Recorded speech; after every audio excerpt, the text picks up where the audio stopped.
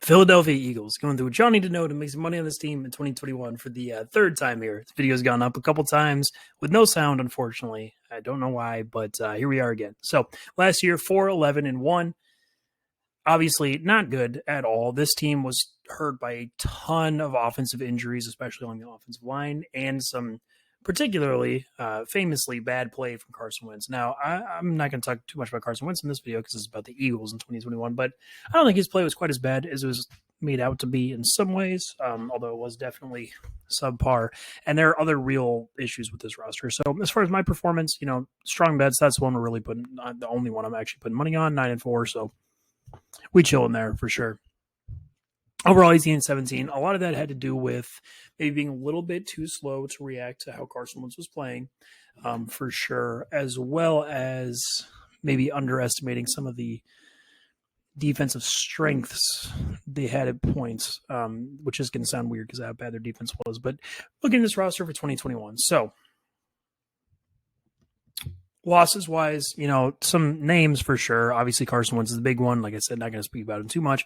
Did not play very well last year. Is still overall a competent quarterback who does add some value to your team and not somebody that you should take losing lightly. Desean Jackson still has it at his age. The dude is amazing every time he's on the field still. Obviously, that doesn't happen very frequently. He's hurt a lot, and I understand why they let him go. I'm not going to criticize him too much for that, but still a really good player. Alshon Jeffrey and Jason Peters, two older guys who – Jason Peters still was good till pretty much the day he retired, but probably actually retired this time, which, fair enough. And then Alshon Jeffrey, he's basically the same player as AJ Green at this point in a lot of ways, in that they're older, formerly very good outside receivers who are just too damn slow to really, really be high end at this point, but do still understand defense as well and have strong hands and things like that. But not a huge loss. And then like Corey Clement, worst running back in the league. So then defensively, some bigger ones. Vinny Curry, Malik Jackson, very similar players. They're both rotational pass rushers who, despite being up there in age, are still very good and actually still legitimately impactful to a team. I understand when this team specifically, given their situation they're in, let go of them. But pretty decent players. Nikel Roby-Coleman didn't really work out for them, unsurprisingly. He is just a really mediocre slot corner. Not the worst thing in the world, but not particularly good. Cre'Von LeBlanc, similar thing, but he's even worse. Nate Gary and Duke Riley, two of the absolute worst linebackers in the NFL. One thing I'm happy about is this team seemed to identify which players from last year's bad team were actually decent at times, and they definitely made the right decision with letting those two go linebacker. Jalen Mills, though, I will say, that dude is a player at safety. He's a really bad corner for sure, but if you watch the guy that play, the way that guy plays as a safety, especially as a run defender randomly, he's like legitimately good. And I'm not surprised at all the Patriots identified him and signed him, because I'm telling you, that guy can play. But additions wise, yikes. So you had two bad backup quarterbacks, and then Kerryon Johnson, a pretty whatever runner who's hurt a lot. Defensively, some bigger ones for sure. Ryan Kerrigan still has it. The Duke can still play. He isn't the every down force that he was earlier in his career, but he can get after it. He's pretty good. He brings something to this team that they kind of struggle with otherwise, in terms of guys who can cleanly win, get to the quarterback. We'll talk more about that later, but good player. Steven Nelson, one of the harder players to decide how he's going to translate to another team, because he's been the number 2 corner in the Steelers system, which is very, very unique for a number of years now. And while I do have hopes for him, I think he's pretty clearly proven that he can play in the NFL at a baseline level. We'll see. Josiah Scott and Obi Melifonwu, whatever secondary plays, and they bring in the pair of Eric Wilson and Anthony Harris from the Vikings. We'll talk about them more individually later, but those two guys, I'm encouraged about. This is the draft class for the Eagles with rookies. We'll talk about how good they are once they actually play in the NFL. Until then, I don't think there's a whole lot of point in it. But if you look, there you go. So position by position, going through the roster. So we're going to start at quarterback, and you see the number in the top right. That's the total number of players at the position I have ranked, and then the number to the right of the name is where that player is out of that. So Jalen Hertz, 25th out of 70. Jalen Hertz is okay-ish, which for a rookie who didn't play till the end of his rookie year, maybe is impressive. I'm going to start with the positives for him first. So he is a guy who's going to be able to be useful on the ground with his legs. He's nowhere near the high end of that. I don't even want to speak the name Lamar Jackson in this context because they're so dissimilar, but he's not at that level. He's closer to like a Daniel Jones or Dak Prescott or something where, and even Dak is probably a little bit better, but where they can move a little bit, and it does help them in terms of functioning as an offensive weapon. Another really uniquely positive thing about Jalen Hurts actually is that he shares a trait that is basically common only in Russell Wilson in the NFL, which is going to take some explaining, and it's not quite the compliment maybe that sounds like, but they both do the very unique and interesting thing of when the ball is snapped, they don't necessarily run the play right away. They do this thing where as soon as they get the ball, they look at the state of the pocket and they see, okay, this is where I can move to create space for myself to be able to make plays. This is where the real danger is. This is where I end up wanting to go. And then they react to how the play is developing downfield based off of that. That can add a ton of value if you're as good at it as Russell Wilson is and willing and able to do the things he does as a downfield thrower. If you're not, well, it still can be useful in a lot of scenarios and helps in terms of avoiding easy sacks or being able to, quickly make something out of nothing. It can lead you into a lot of bad situations and missing a lot of easy stuff, and that is something that Jalen Hurts falls victim to.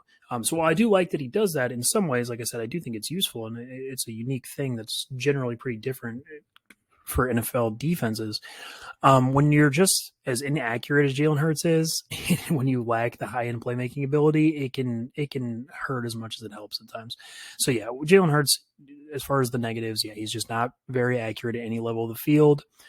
He doesn't really understand NFL defenses at this point, which he's a second-round rookie who didn't play it till the end of the year, so that one I'm not so concerned about yet. But it's not like he was showing flashes of being able to do that particularly well. He does have athleticism to escape the pocket, but again, it's not like anything crazy with that. So while I do think there's at least a baseline of a guy who can start in the NFL, he's not someone I'm excited about. Then Joe Flacco and Nick Mullins are just really bad as backups. Nick Mullins has put up numbers for the 49ers, but if you actually look at the play behind those numbers, not good. So running backs. So I talk about running backs always. There's only like 8 to 10 guys who actually matter, who provide enough value as opposed to the rest of the guys in the league to matter. Miles Sanders is definitely not one of them. He's nowhere particularly close. He does have the valuable skill of being really fast when he's running in a straight line, which, don't get it twisted, that is something that is very useful. And with the way modern offenses function, being able to take plays, turn them into touchdowns like that, really helpful. Now, the problem with him is he needs like perfect circumstances for that to happen. He's not a guy who moves very well at the second level in terms of cutting into space or understanding how to move to lose defenders. He doesn't really cause a lot of clean misses. He's not super strong in contact. Overall, he's pretty like whatever as a runner. Now, that being said, he does fit into this very large, like second tier of running backs in the NFL, where if you give him 20 to 25 touches in a game, you're going to get like enough production out of them to be fine. Like, it's not like he hurts your offense really. And he does have to do some useful things, but that's something to keep in mind with Miles Sanders. And then Boston Scott, you get fairly similar results despite it coming in the exact opposite ways. I think Boston Scott is a guy who's legitimately good at creating misses near the line of scrimmage and actually plays through contact pretty well given his size, which is very small. And even kind of does decent things as a receiver, at least after the catch. Miles Sanders, I should also mention before, he actually is decent as a receiver down the field a little bit. But yeah, Boston Scott, his issue lies with he's just not fast enough to truly exploit big opportunities when they're handed to him. And it's not like he's amazing at the things I mentioned earlier. He's just kind of like above average. Then, like I said, you bring in Kerry Johnson, he's pretty whatever. He's still in that kind of big second tier of like, if you give him a bunch of carries and he's healthy, he'll be fine. But does he do anything to separate himself? I would argue clearly not. Only other guys worth talking about, Jordan Howard. I think he actually did dirty by the Dolphins last year. I think he's actually still kind of in that same tier that I just talked about, where if I gave him 20 carries, he's going to be able to do something with it. He is not very fast or agile, I will say that, and he is a lot more specialized in terms of what types of run plays you're really gonna expect success out of him from. But he can still do those things, and he also, I think, would be a really good goal line back if a team would just give him a chance. Again, I don't know what the Dolphins are doing. But at receiver, this is where this team really, really runs into issues, right? Because in the modern NFL, the easiest way for your non-quarterbacks to be valuable is for it to be a wide receiver who is consistently getting open quickly, getting open by a lot, and making things easier on everybody else because they're winning in ways that are like really, quarterbacks, no matter how good or bad they are, if somebody is just 5 yards open, they're going to have a really high success rate. And this team very notably lacks that. Now, Devonta Smith is theoretically the exact type of player that solves a lot of that. And I happen to be a really big fan of his, but he is still a rookie. And like I mention all the time, I don't want to put expectations on him or assume he's going to be able to do things, because a lot of times, especially with rookies, it just doesn't end up being the case young into their career. So might he fix that? Yeah, it's possible. I'm not going to bank on it, though, as of right now. Plus, you'll find out really soon. Justin Jefferson showed he was elite his first game in the NFL. Jaylen Rager showed he wasn't. Like, you can tell pretty quick.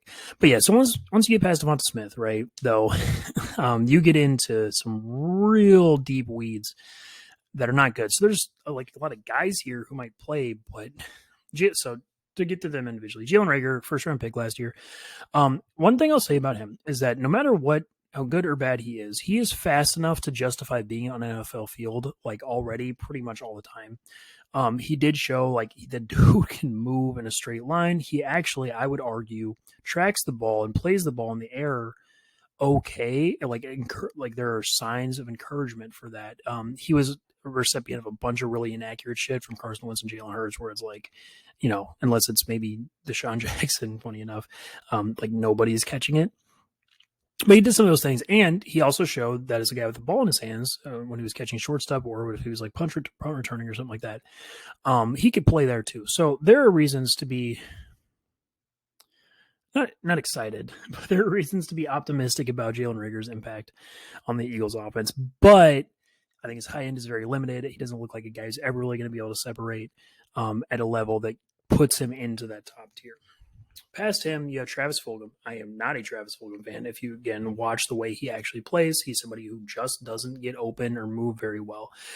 He put up some fantasy numbers, to be sure, but if you really look at what happened, he happened to be the recipient of a lot of more or less jump balls, which, can sound nice because you're like, oh, he's a big contested catch guy or whatever. He can do that type of thing. Really, in practice, a lot of times it was like defenders just kind of falling down in front of him or slipping or things like that. Like, he did have some nice catches for sure. Like, he's not useless. He does have kind of strong hands and stuff like that. But as an actual receiver, I think his skills are really limited. He doesn't separate well. Like I said, I don't actually think he's all that good at contested catching. He just was pretty lucky last year. And overall, not somebody that I'm even considering as a general positive for your offense if he's on the field a lot.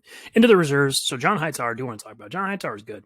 John Hightower, as a rookie last year, was sparingly used, but he clearly showed when he was on the field and actually asked to run routes that he could do it. Like, he was getting separation in the intermediate to deep levels of the field. The dude is really fast. John Hightower is very good. I would argue he tracks the ball pretty well. He just fell victim to the same thing Rager did, where all the balls from Carson Wentz and Jalen Hurts were just so goddamn inaccurate most of the time that nobody's catching them. Now, I don't want to talk him up too much. He does struggle with physicality. He's not like this great route runner or anything like that. I just think he can play. So I will keep that in mind. Greg Ward is a really mediocre, if not bad, slot receiver. Like, he's one of these guys where you ask yourself, you see him catch like a 5-yard out or something like that. And you're like, oh, that's nice. But you ask yourself, if that was any other player, right, any other NFL caliber slot receiver, does that play go the same or does it go better most of the time? And the answer with Greg Ward most of the time is it would go better if it wasn't him in that position. So whatever. I don't really think he adds anything to your offense either. J.J. Arcega-Whiteside, another first-round bust. Just really say he's a big, huge contested, theoretical, monster contested catch guy who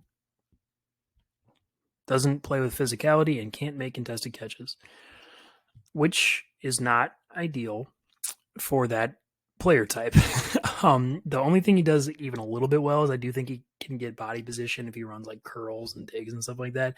But even then, he's just not strong in his hands. He's really, really slow laterally. He's not particularly fast, even in a straight line. Like, I don't know how you extract usefulness out of him, to be honest with you. Quez Watkins, I will say he is fast enough. He showed being fast enough to maybe do some things, kind of the way that Rager is. He lacks a lot of the other skills or signs of skills, and I'm not particularly excited about him. Granted, small sample size, but I will mention him as well. And then some, guys bounced around the league. I believe Adrian Killins was a running back last year, but no one's super important. So a tight end here, they're still elite. So Zach Ertz, right? People want to talk trash about Zach Ertz because he's getting older and because he's not the same like fantasy monster that he has been before. But if you watch the way he still plays on the field, he also is hurt more often than not now too. But when he's actually on the field, the dude is still like good. He still is in the top tier of tight ends as far as actually beating man coverage defenders. That's not something very many tight ends even can dream of doing. Zach Ertz still does that. He's not great at it anymore or even like all that good at it, but he can still do it. He still understands NFL defenses. He knows where to move to find space. I would argue that his hands are still pretty damn good. And overall, he's a player who's like extremely useful. He's not at the high end of stuff anymore, for sure. He's definitely not a good blocker, but he's still a guy who, like, if he's on your roster, he should be playing on, for sure. Dallas Goddard, though, is all that and more. Dallas Goddard's insanely good.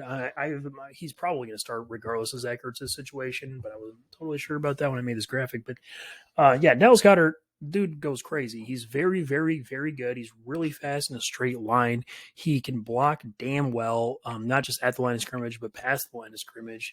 He generally has very strong hands. I know he had one in particular, bad drop when he was open, but honestly, I mean, yeah, that sucks, but is that like concerning? Is that a regular thing that happens to him? No. In fact, more often than not, it's the opposite. He actually eats up space as a guy with the ball in his hands. He even kind of do some stuff after the catch in terms of creating yards. Like overall, Dallas Goddard's awesome. Extremely good. And even Richard Rodgers as your third tight end is like a dude who can play too. Now he's not going to add, so much to your offense, but he definitely doesn't suck and he's competent as a receiver. So you really, really like those top three. Then you have some guys, Caleb Wilson, Jason Kroom, been in the NFL for a little bit. I don't care about them. Tyree Jackson's a former quarterback, whatever. But those top three guys, they're important. So then along the offensive line, and this is the biggest reason why, I'll talk about this later, why despite me having issues with the Eagles roster, they got a real chance to be competitive. Because this offensive line, when fully healthy, is still like amazing. Just like it has been for a long time. So you have Lane Johnson at the top as an elite tackle, a guy who is a monster in the run game, is an extremely good athlete. He is coming off a major injury, but I've talked before, I think, especially with leg injuries and stuff, modern medicine is so good that most of those players, if not all, come back as good, if not better than they were before. And that's been shown in a lot of guys. Even, look at an Emmanuel Sanders, an old wide receiver who blew out his Achilles and came back as good as ever on the Saints. Lane Johnson, I'm very comfortable, is still going to be very good. Extremely good as a pass protector. Not quite perfect, but dude's awesome. And then at the other tackle spot, I mean, this team's tackle depth is nuts. So you have Jordan Milado, who started a lot of games last year, and that guy can play. He is a competent pass protector, which, I mean, you can kind of end there as far as what you want in a tackle in the NFL. If you can do that, you can be on the field, and he can definitely do that. Now, he's not perfect. His play strength isn't great. He can get pushed in the pocket just a little bit. He's not super quick or agile, but, whatever. He doesn't get bodied very often, if at all. And he also does kind of suck as a run blocker. Again, his play strength, despite being as gigantic as he is, isn't very good. But again, whatever. It's not like he's a complete disaster there, and it's fine. Then you have Andre Dillard. Andre Dillard is a former first-round pick who I still like a lot. I think every time he's been on the field, what he has proven is that he's going to be a really, really good pass protector. That's what he's known for coming out of college. And I think that clearly translated. Now, it was a fairly small amount of snaps, and I will say he has a ton of injuries. I understand why the Eagles are getting frustrated with him and all that stuff. But I'm comfortable saying if that were to be healthy and start tomorrow, like you're going to get good play out of him as a pass protector, if not very, very good play, which is awesome. Again, he kind of suffers from the same thing where he sucks as a run blocker for sure. I'm not even going to trip or pretend otherwise, but I think he has a chance to be so good as a pass protector that it really makes up for it. And then past them, you have Matt Pryor, a guy who started a bunch of games for the Eagles over the years. I like him infinitely better as a guard, but has played tackle. And while his issues show up a lot more there as far as a pass protector, that dude can run block. He can bulldoze a little bit. He's, whatever. And then you have Jack Driscoll, a rookie who, despite a fairly small sample size last year, actually did play enough for me to be pretty confident in him being a guy who's not going to get you killed. So that's awesome. That's like 4.5 tackles who I'm comfortable starting, which is not something that happens very often, if at all, in the NFL. And then at guard, Brandon Brooks, for my money, is comfortably the best guard in the NFL when he's fully healthy. Again, same injury thing with, as I talked about with Lane Johnson, Brandon Brooks, even probably a worse scenario and an older player. I will give you that. But again, I think all that stuff applies. And when that dude is on the field, literally every play, he is winning his assignment, and he's winning it by a lot most of the time. Like I think that's, and that, so I will say, when I say he's clearly the best guard, I do recognize, like Quentin Nelson, Zach Martin, Ali Marpet, these types of guys are very close, but I think that gap is clearly there. And what that gap is the losses. Those other guys, despite how good they are, in most of their snaps, will still have times where they lunge and they get pulled out of position, or they kind of miss some things or whatever. It still happens. With Brandon Brooks, man, when he's healthy, he's like perfect. It's amazing. He's very, very good, and his high end play is the same. Like he will bulldoze, just dominate dudes in the run game. He will drive guys into the earth as a pass rusher. He's amazing. Then you have Isaac Seumalo, another guy who is actually, I think, a plus starter at his position. He's not concerning in pass protection. He's not like amazing there, but he's a guard and he's pretty good at it. And as a run blocker, he bulldozes dudes. He moves dudes. He moves pretty well for a guy his size. Like Isaac Seumalo is really good too. And then you have Nate Herbig as a backup, who started games last year and was a pretty good player. He definitely faded a little bit once other teams got to film him in and stuff. And I will say, he does have some issues with getting kind of bull rush back into the pocket too much. Like he's not somebody I necessarily want starting, but as far as your like swing backup guard, like hell yeah. And then even Suopeta did some things as a run blocker that were nice. He's not somebody you want starting or anything like that, but another good position with good depth. And then Jason Kelsey at center. Hey, here's another elite player who does amazing things as far as especially a run blocker. And even as a pass protector, again, he can have some issues. He's just so little that he'll get bull rushed in the pocket, especially at his age. But it's not like that's something common and unique to him as opposed to other little centers that happens to. He doesn't let those reps turn into actual losses. He will still fight and find ways to keep himself between the defender and the quarterback, whereas other guys will just kind of like end up getting driven into the dirt or tripping on themselves or stuff like that. Jason Kelsey is good enough to not have that happen. Super valuable. And then they have Landon Dickerson, who's a high, I think, second-round pick as a backup. I believe he's coming off a major injury at Alabama, so I don't know if he's going to play this year. But, that's another great position at the top with good depth on the offensive line. So if you look at how this offense functions as a whole,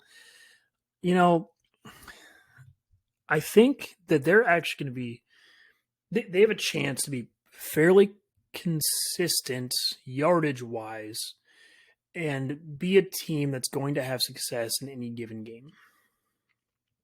However, I think their upside as an offense, again, in a given game is very low. So, it's the type of thing where I think it's hard to keep this team under, 14 points or whatever, but it's impossible for me to really see this team scoring more than 30 most of the time outside of extraordinary circumstances, because you have a really, really good run blocking offensive line, right? And a rushing quarterback, but which does give you, again, like a baseline, but their scheme is nowhere near the quality that teams like the Ravens have, and their talent is not nowhere near dominant the way that teams like the Ravens or the Browns or even the like Titans are, right? They're just kind of middle of the road with that stuff. Especially they bring in a new offensive coordinator, but he's coming from the Chargers, and the Chargers were kind of notorious for having a little bit of a wonky run scheme that doesn't add a whole lot of modern value themselves. A lot of unnecessary drop plays and stuff like that. And so while I do think they're going to be okay, in fact, probably better than okay as production-wise rushing offense, that only gets you so far when you're not Ravens level at it, right? And then as a passing team, so you have a chance because your offensive line is so good, but it's not like Jalen Hertz is this like stone cold killer from a clean pocket. He's nowhere near that. And it's not like you have receivers who are going to like make hay and kill defenses when given time. Again, maybe you have that in Devonta Smith, but past him, really concerning. And so while overall, again, I think that ability to move the ball on the ground as well as have pretty decent weapons, maybe or at least with Zach Ertz and Dallas Goddard, that gives you chances, but it doesn't fuel a really positive offense. So defensively, a little bit more positive most of the time, but we'll get into it. Position by position on the defensive interior, you still have Fletcher Cox. So bear with me, Eagles fans, because I'm going to say some bad things about some of your favorite players. Not super bad things, though. So basically, what is the difference between Fletcher Cox, like at 13 year, and the actual guys who are elite at his position at this point? Keep in mind, this is 2021 Fletcher Cox, not like 2017 Fletcher Cox, because that would be a very different story. But his issue now is, so first I'll get out of the way. He's an elite run defender. He's a monster there. Dude tosses offensive linemen. He's very good at that. But as a pass rusher, the important part of this equation, he is not the same player he once was. In fact, he's very similar to his teammate Brandon Graham we're going to talk about, in that he is good at pushing the pocket and making linemen get driven back, but he struggles pretty mightily, I would argue at this point, to convert those pressures quickly into like free lanes and free rushes at the quarterback. He's just not that athletic anymore to be able to do that.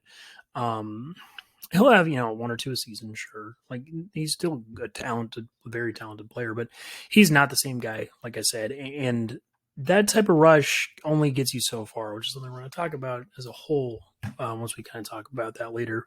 But again, still good, like very starter worthy. He's still definitely a good player. Hassan Ridgeway is a guy who's going to rotate in. He actually is okay. I don't think he adds a whole lot to your defense. He's not this great rusher, great runner, or anything like that, but he's a guy who definitely is going to get you killed, who I'm comfortable having on the field. At nose tackle, Javon Hargrave's awesome. I love Javon Hargrave's in nose tackle. He is very, very good. He is more than just a big fat guy. He actually makes plays. He can get into the backfield a little bit. He even has some pass rushing skills. Not that they're great or anything, but for nose tackle, he's pretty good at it. And overall, he's a guy I like quite a bit, and I think makes a lot of plays from his position as a very valuable player. And they even have some depth there. Raekwon Williams, the guy who played some snaps at the end of last year, was okay as that more traditional big fat guy. Milton Williams kind of had rookie. T.Y. McGill is not a rookie. He played last year, and he was not a complete disaster. So then he gets the edge rushers. And Brandon Graham, really, he's the same thing as Fletcher Cox. He's an elite run defender who's going to be extremely good at that. But as a pass rusher, he kind of just sticks to making tackles walk back a little bit into the pocket, which has varying degrees of usefulness. Sometimes playing certain quarterbacks, mostly bad quarterbacks, that's going to be pretty useful. Sometimes, if you're not, it only gets you so far. So then you have Derrick Barnett on the other side. He's not a player I'm a particularly big fan of. He is a kind of mediocre power rusher who does play the run okay at times. No, he's better than that as a run defender, but like he's just there. He's not impactful as a pass rusher most of the time. He's okay at it, but he's not a guy who's going to generate pressure himself. They do kind of have a little bit of that in backup Josh Sweat. Josh Sweat is, I would argue, very comfortably should be the starter here. I do understand that he's worse as a run defender, and he does play a lot, so I'm not going to give them too much crap about it. But Josh Sweat is a guy who actually has some decent speed rush, is very athletic. Like he matters more as a pass rusher. I do like him quite a bit. Past that, though, you do got a little bit of depth there. I mean, Goddard Avery is like a pure pass rusher, but that he can do. He can help in that regard. He's not elite at it, but he's okay. And then they bring in Ryan Kerry, and who I talked about earlier is a guy who still got it as a pass rusher. Like, if anything, he's the closest to a true winner on the edge that they have, maybe tied with Josh Sweat, is a guy who's actually going to like get to the quarterback instead of just affecting his mental state. And that's awesome. He can still play as run defender too. Ryan Kerrigan's great. Then you have some rookies, guys who've been in their system, Joe Osman, Desean Jackson's rookie, whatever. No guys I'm really excited about. And linebackers. So this is where it gets tougher for them. Like I said, so I do very confidently believe that they made the right decision in terms of who to keep on the roster from the linebackers last year.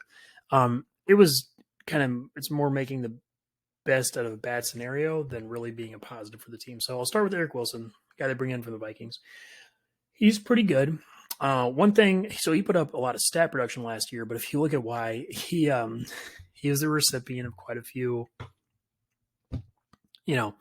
tipped balls, running backs kind of dropping stuff that they shouldn't be dropping as far as fumbles go, cleaning up a lot of tackles because of a really bad defensive line in front of him, which we'll talk about more once we get to Anthony Harris. But, he's okay. He can play. If he's like your third linebacker, you're definitely very good. If he's your second guy, you're probably okay. If he's your best linebacker, I think he struggles with the high end of actual individual playmaking as opposed to being the recipient of a team play being made. And I don't think he's particularly good in pass coverage either. So that's concerning a little bit.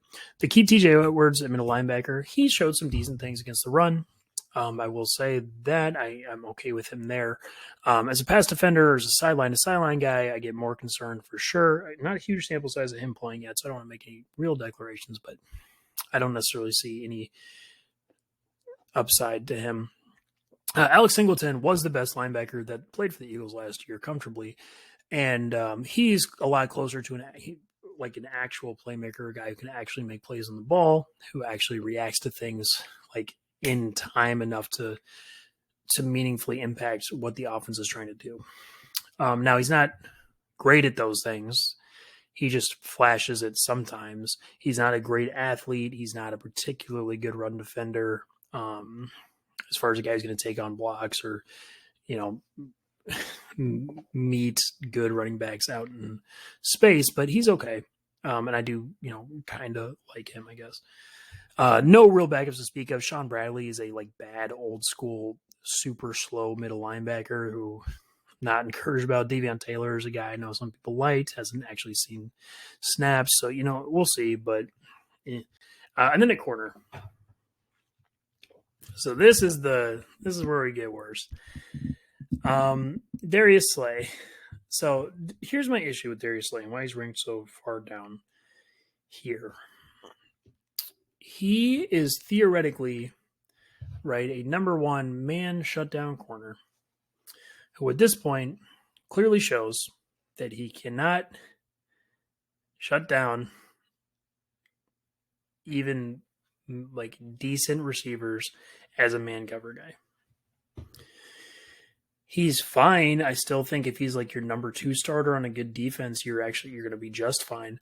But as a true number one anymore, if you just look at what happened last year, he was consistently beaten by other teams' number one receivers week after week after week after week. While he does have some good reps for sure, the dude is a talented player, it just doesn't translate to a full game. And he's somebody I'm concerned about if they're going to ask him to do what they have over the last couple of years because he just can't do it. And then Steven Nelson, wildly different player, again, played multiple years for the Steelers as their number two guy who's, and they play exclusively zone coverage pretty much. And it's even more unique than that. So I'm not going to say that he's for sure going to come in and be amazing, but he's been pretty good for a long time in the NFL, and that does make me comfortable with the baseline of their play. I do worry about the high end though, and depth-wise, there's nothing here. It's guys who've been on this team, but no one who's played well. Michael Jackett did have some okay snaps at the beginning of his career when he came in last year, but that didn't last particularly long, and it's not all that stuff, it wasn't oh, wow, they have something there. It was more oh, hey, that guy isn't getting torched every second he's on the field. So, which is useful, but, that, again, only gets you so far. And then in the slot, you're probably still starting Avonte Maddox. Avonte Maddox is, so he really reminds me of another player in Byron Murphy on the Cardinals. Reason being that because of how risk-heavy they are and how their thought processes lead them to really being aggressive on shorter throws, there can be some highlights of them having pass breakups or even sometimes interceptions because of the quarterbacks making bad decisions given the way they're playing routes that make them look usable. But if you really watch them play, they get smoked all the time. Like Avonte Maddox, so to focus on him specifically, sometimes, he does he'll drive on routes and make an okay play occasionally. But as a man cover guy, he's going to get like torched all the time. He's undersized. They've tried to play him outside at times. He can't really do it. He's not like an instinctual zone guy. Again, he's aggressive, but there's a difference between, he doesn't necessarily know when to be aggressive or when not to be. And he's somebody that really worries me. And then Josiah Scott as a backup played, few snaps for the Jags last year, wasn't very good, and then got traded here. So he's not someone I'm excited or can confidently say he's going to come in and even provide decent play. So yikes. And then at safety, holy shit, we get even worse. Marcus Epps was one of the absolute worst actual defensive players in the NFL for the few snaps that he played last year. He got smoked by everyone that he tried to cover. I don't even have positives to say about him. He's probably a very good special teamer. I'm not even, I know I haven't listed as a starter here. I'm not going to guarantee that's. In fact, I would be shocked if that actually is the case. But as of now, I don't know who else would be. Like I said, he's going to provide big negatives for your team as a coverage player. He just can't do it very clearly, and he's not like is a good run defender or anything to make up for it. Anthony Harris, though, to be positive, Anthony Harris is awesome, and he was still awesome last year. He's been awesome for a long time in the Vikings. What happened last year with both his production and the general thought around his play was he was effectively tasked with doing impossible things, as was the entirety of the Vikings secondary, right? The Vikings had the worst defensive line in football, and specifically the worst pass rush with Danielle Hunter being hurt. And when you ask secondary players to cover NFL teams for like 8+ seconds, it is impossible. Like, it does not happen. So that's what happened a lot of times with Anthony Harris, is that they were just asked to be in cover 4, 5, 6, 7, 8 seconds every play, or almost every play. And as a safety, like, you're going to be put in so many difficult spots that you're going to look worse than you actually are. So if he's in a functioning defense, I'm very confident Anthony Harris going back to being a very, very good player, because he still showed a lot of those signs with the Vikings. Like I said, it's just too much to expect. Past him, though, depth-wise, Obi Melifonwu was a player who teams have been excited about, people have been excited about for a long time. Never put that on an NFL field. Ronnie Mcleod is hurt, so I'm not even sure if he's going to play next year. But even if he does, he's like a fairly competent safe safety, but he doesn't really add anything. And then Kayvon Wallace was like a 4th-round rookie last year who barely played. So how does this defense function as a whole? Well, I will give them, they're probably going to be pretty damn good against the run still, because their front four is like about as good as you're going to get as a run defending squad. They have depth there as well, or at least enough for me to think they're going to be just fine. And actually, their linebackers, despite the issues I have with them at times, as far as run defenders go, when playing behind this defensive line, hell yeah, they're going to be just fine. But as a pass defense, I run into issues with them, because you're talking about, so the positive is right. They are going to have a good pass rush. They're going to have enough pass rush to affect quarterbacks, but they really lack the game breaker at the high end that I talked about all throughout the defensive line section. That's really going to make the difference. So you're just talking about a bunch of guys who are going to push and collapse the pocket over time, which works against bad quarterbacks, not so much all the other times. And if that's not happening, if their pass rush isn't winning, then I really get worried about the secondary, because you, again, are starting at least 2 bad players, probably, in terms of whoever the other safety is, and Avonte Maddox. And even Darius Slay, I talked about, he can't keep up with number of receivers, so they're going to struggle with that too. And when you have holes in the secondary, as well as a pass rush that, while decent, isn't going to be league winning or anything like that. And also linebackers who aren't very good in pass coverage. it can get tough. So when you talk about the schedule as a whole looking forward, I mean, you know, offensively, right, you're looking for teams, if they're for them to really have awesome offensive success, they need to be facing a team that their offensive line can like exercise their will over. Um, Problem is on the schedule that doesn't really happen a whole lot. So you do have the Falcons week 1. Ooh, listen, that's you good there. But other than them, maybe probably still the Cowboys are kind of a weak defensive front. But like other than that, man, you're catching some real ones in like the Buccaneers. The Panthers with Derrick Brown's pretty deep. Chiefs have Chris Jones. Like the Broncos are very good up front. Like they obviously they have to play Washington twice in their own division, who's really scary for this offense in a lot of ways. Because you either need that or you need a team whose secondary is bad enough for these subpar receivers to beat, and I don't even think that exists. Maybe there's the Panthers, but even then, and Cowboys maybe too. But like it's not super consistent. And then defensively, right, you need to be playing against quarterbacks who this front is good enough to affect consistently. And there, it's like maybe there's Sam Darnold in week 5, Jared Goff, sure.